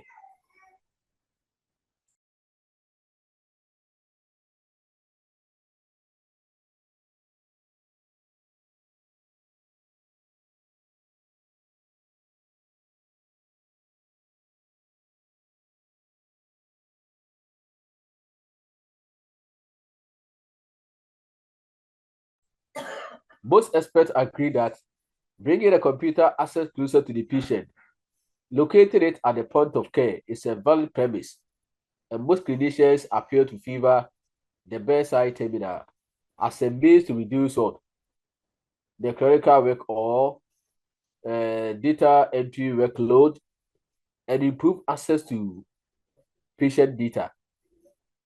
So the fact of the matter is that we want to modernize our various worlds through the inclusion of what digital tools or mini computers that are brought closer to each patient bed. And there should be a linkage between these mini computers tied to the patient bed and the major workstations or databases. Right. So let me take this point again. What I mean is that we want to ensure that every patient bed occupies what a single computer system, that is the mini one, that is what brought closer to the patient bed. So whatever activity we are supposed to do, we do it right at the point of what the patient bedside. And those activities that we perform, it is linked to the centralized what database or workstations, so that we don't go back and then do another entry. Okay. And clinicians appear to favor this. So let's see this one here. Or this one that we see, that is what brought closer to the patient bed. It comes with what movable hills, right? Where you can, pull them back and forth. Are you getting it? Okay. But there are others that do not have what, who is like we are seeing here, where they are firmly brought closer to the patient bed. They are not movable, unlike what we are seeing here. Okay. So that is what another way.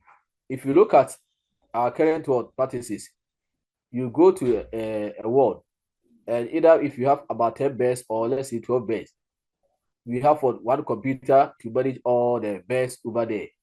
That is not what the standard practice. The standard practice should be that every patient bed should have a mini computer, right? Just to ensure continuity of care, right? So as we are having the conversation, if you have anything to say about our current practices, right, you also let me know whether it conforms to a standard or otherwise. If you're also having a clear picture of what we are seeing in our various world, you can also let us have appreciation of that. As more facilities and organizations implement source data capture system, including bedside terminals, the concept will gain prominence or acceptance in the industry and become the standard for nursing systems. We can only make our voices be heard or known. Once we began to make noise about the changes we expect to be seen in our various world. There are others who advocated for the use of electronic health records. They made noise about the obsolete nature of what the paper-based system and threw out the voices that they raised that brought into the electronic health records all of us are seeing. So you also want to move a step further or go a step further through ensuring that every patient bed has what? A single computer, right? Even though it is not a common practice within our sub-region or maybe our facilities. But the more we add our voices to advocate for changes in our various world, the more our voices will be made known, and the policymakers will support that call. Okay. Now let's look at criteria for source data capture. It must permit nurses at the patient bedside to interact with what the main patient database and the main care planning system or information systems. The point of the fact is that whatever we do at one end of what a patient bed, it should be unified with what the fully integrated database infrastructure or workstations, so that effort already expended is not done again or repeated. Whatever we do it at what once. It must have the capacity to interact with what existing hospital information systems, right? Such technology must be small and compact, so as to occupy the minimum amount of space at the patient bedside. So we don't want you to go and then design a system with bigger interface or screen, but we want you to consider the compactness or the small nature of the system that we tie to the patient bed. There are others because of space or mobility. You can mount it on top of the patient bed, as I have already shown you this, right? Okay, so let's go back to. Then another one is that, let me repeat this point. Such technology must be small and compact, so as to occupy minimum amount of space. You look at the space of the world, and ask yourself whether these bedside computers that you design would they be able to occupy all the space you have there, or would they be able to accommodate all the various world? So you take into consideration the size of the world before you design a very good befitting mini-size computer. And then you also have in mind that you don't design systems that are likely to interfere with patients who are going through recovery processes. So don't interfere with the use of other important equipment because of space. There could be other equally important equipment over there.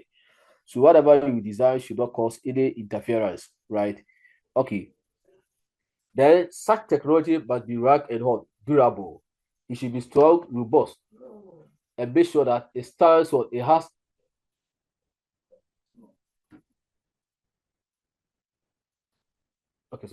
such technology that you design, you have to make sure that it is robust enough, very strong to withstand harsh environmental conditions, right?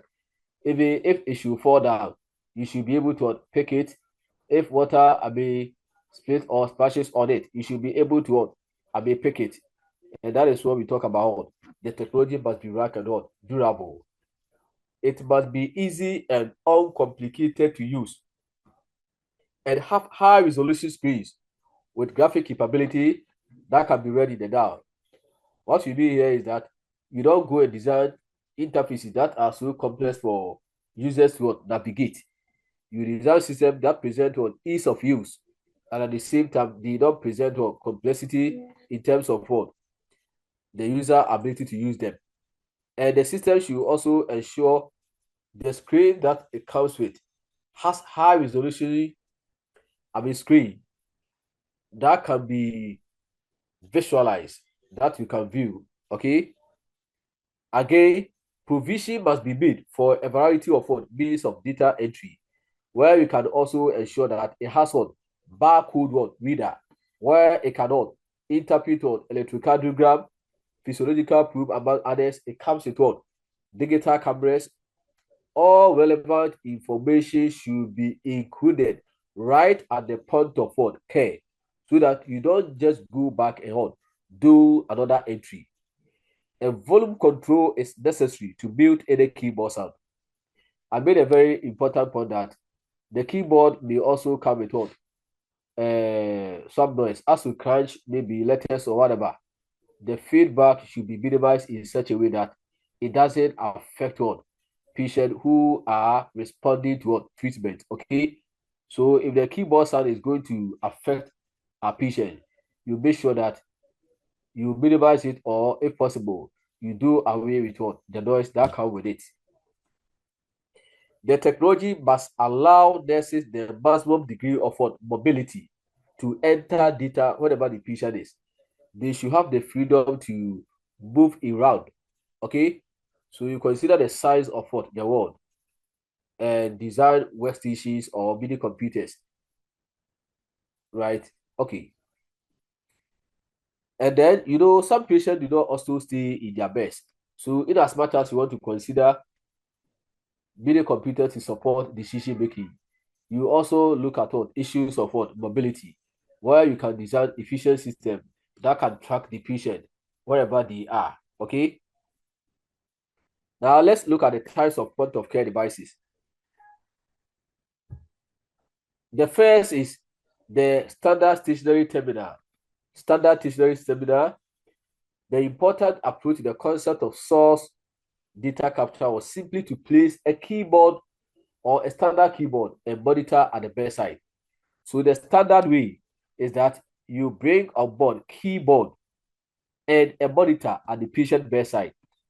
Keyboard and a monitor at the patient bedside, just as you are seeing here. So this one will be tied to the patient bedside. Okay. This one comes with the monitor you see here, then the keyboard to support clinical work or data entry. And that is the standard way to go. The second type of terminal is designed for the purpose of source data capture. So we have the small footprint terminal, just as I showed you, right? A second variety of specialized system, specialized design point of care devices is hybrid solution that attaches to the wall in the patient room when not in use, but it's portable and interactive within the patient room. So that one is what I showed you here, where because of space, you ensure this one is firmly linked to the wall on top of the patient bed. But the most important thing is that it should come with keyboard functions to support documentation. Okay, so you talk about the hybrid solution, where you should have digital and then analog features, right? So these are typical examples of small footprint terminal at the bedside. This is a standard view of ensuring decision making right on spot of patient care, right? Okay, so let me ask you, what is the current picture as far as the use of electronic health records in our various facilities are concerned? Are we presented with what we are seeing here, or the dynamics are different from what we are seeing here? Can somebody paint a picture to us? The current happenings at your various world. Do we see this standard practice as a reference point within your various setup or your department? Or this one is yet to be ruled out within your facility? Are you seeing something like this in your world? I just want somebody to tell me the current happenings at your world. How many computers are used to manage your patient?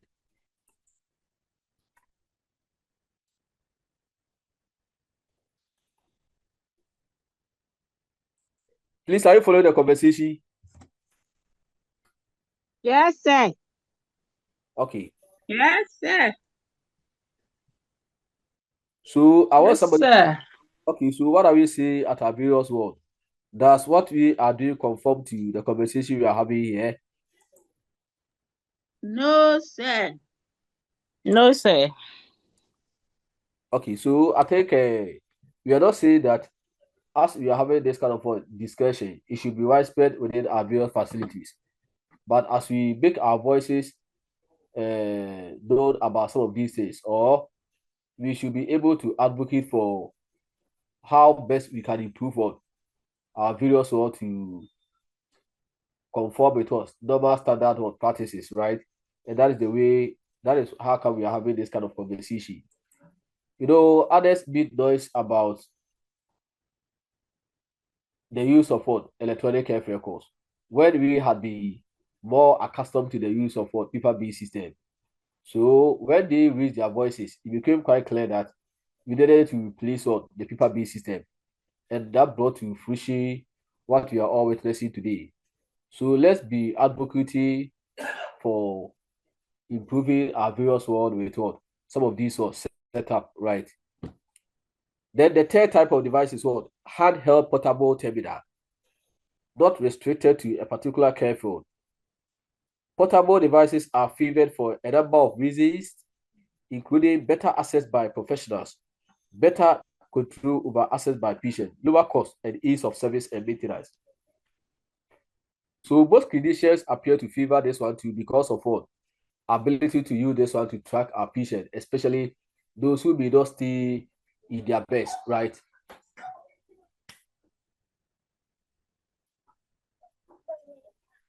Okay. So source of uses of source data capture. Are you outside that? Okay, so nurses document their work and outcomes for a number of reasons. The most important is for communicating within the healthcare team and providing information for other professionals, right? So the overall outcome of whatever we do is to ensure that we are able to facilitate communication among care providers. More accurate documentation of patient care will be the net benefit. Ultimately, it should be possible to develop and deliver decision support for use at the patient bedside. We don't want services to be done or to be considered afterthought. Everything should happen right at the side of what the patient bed, right?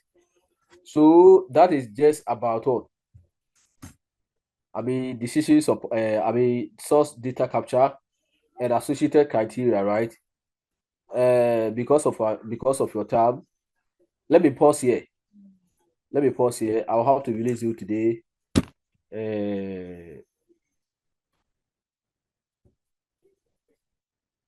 Hello, do you have anything to say? Any question? Anything to say about this? Oh, let me hear from you, right? Let me hear you. No, sir. Oh, somebody said that No, sir. we only see this in our next generation or next generation. But this conversation you're looking at, it began as far back the 1980s, mid 1980s. How many years now? So if we are looking at 1980, we have what? Over 40 something years, 46 years thereabout, or let's say a little over 40 years. And we don't see some of these things what happening as far as we are concerned, but the next generation. Oh, of course, you be positive, Kakra. Why?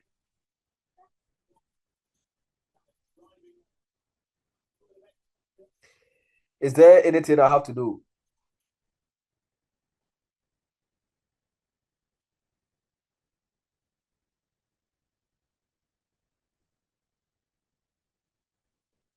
Okay.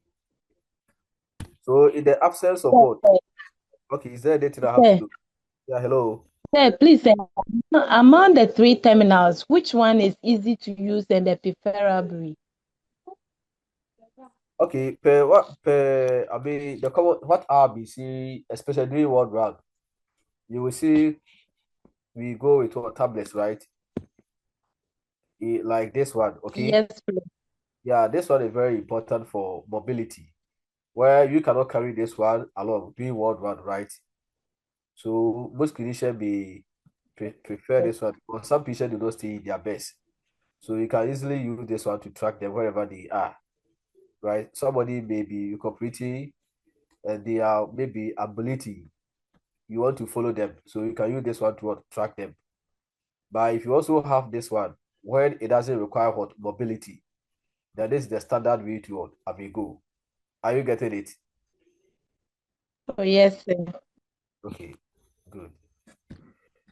So I'm saying that if you, but I'm thinking you should be asking questions, right? You should be asking questions. So let's take note of where we have ended or where we are ending. In our next conversation, I remember I give out some presentation topics. So the first two groups you prepare to come and then give us the presentation. Either you'll be given 45 minutes to do the presentation, and then the rest of the time will be dedicated for lectures. I hope you are aware of the presentation topics, right? No. No, sir. Yes, sir. No, sir, we are not No, aware. sir. No, No, sir. sir. No, No, sir. please, we are not aware. Okay, all Yes, those We don't sir. have any group. all those of you who are saying no, sir, it's good for you, right? Yes, sir. So We have it. The last time, sir gave it to us. those of you who are saying no, sir, come and present no, sir, right? Right, come and present. No, sir. You come and present here. Okay, okay. So get in touch with those who were present on the day and see how you can prepare based on the topics that we have. So the first two topics, you're supposed to be teaching this one, but it is part of the new arrangement, right? So I want you to come and then present, and then where I'm supposed to make some input, I'll also do that. They are going to form key part of your examination. So please don't treat it lightly. Make sure you do extensive work, search on that. Okay, I think I'll have to. Okay, Gifty. Yeah, please. How was the groups formed? I've not heard anything about that too. For that one, I cannot talk about how the arrangement should go. You already have some groups, right? So these are 4 topics. So whichever way you want to make the arrangement, if you want to combine, maybe you divide your center into maybe 4. That is in your hands, right? So decide, the reps should decide how you can share the presentation topics. And it doesn't mean that all of you should take part in the presentation. Before the presentation, you make sure that you submit to me all the students for a particular topic, right? Together with your index numbers. And then ensure that you also have one representative for those who are going to do the presentation. You can decide to say you have about 5 of them, where somebody will present from, let's say, introduction to, let's say, another point. Then somebody will carry on from there. Then you may also have others from any of the group who will also either contribute or answer, provide answers to a question that may be asked. That is how you go about it. By all should be about 45 minutes for the 2 groups. I hope that is a clear guideline, right? Is it okay? So, sir, please, Yes, sir. it is only 4 groups, right? Yeah, it is only 4 groups, 4 topics that I give out. Or how Okay. many? Is it 4 or 5? You gave 4. Yeah, 4. So let's prepare a line with the 4 topics, right? So we are doing 2 next week. Then the following week, we also look at the other 2 groups. Then I want to. When are we also going to do our base semester? Do you have any idea when we are going to have our base semester? No, sir. No, sir. No, sir. No, sir. It wasn't on the timetable. Oh, okay. Okay, Oh, so Dabio. let me leave you. there's a semester. There's a person over. And now all my marks. Okay, so enjoy the rest of your evening, right? Thank you all for your Say commitment. your pocho, my first Thank you, presentation sir. me aye.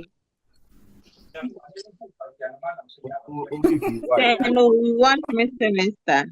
All the best. Bye bye. Right. Bye. Sir. Bye. You want me to say? Okay.